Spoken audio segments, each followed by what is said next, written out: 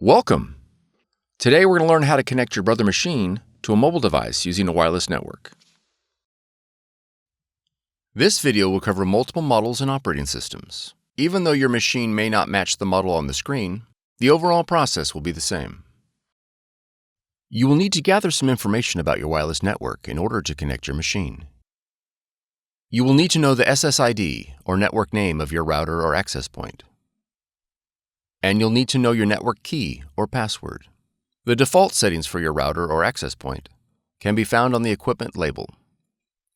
If your SSID or network key contains both uppercase and lowercase letters, be sure to record them, as both of these credentials are case sensitive.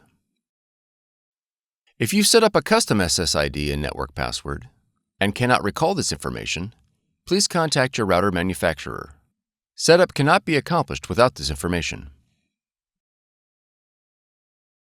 Begin by pressing the wireless icon on the touchscreen.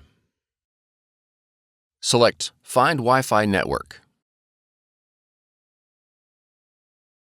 When prompted to switch network interface to wireless, press Yes. Select your SSID or network name and press OK. Enter your network key using the touchscreen. Confirm that your network key is correct and press OK. Once the wireless connection is made, press OK.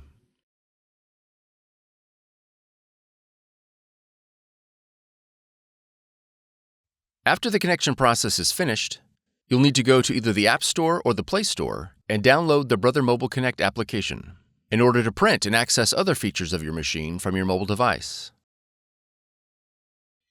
Press Add a Machine on the app, then select Add your machine to the app to select your model. You are ready to print and scan with Brother Mobile Connect.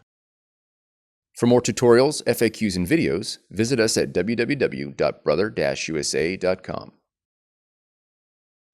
If you found this video helpful, be sure to subscribe. Thank you for choosing Brother.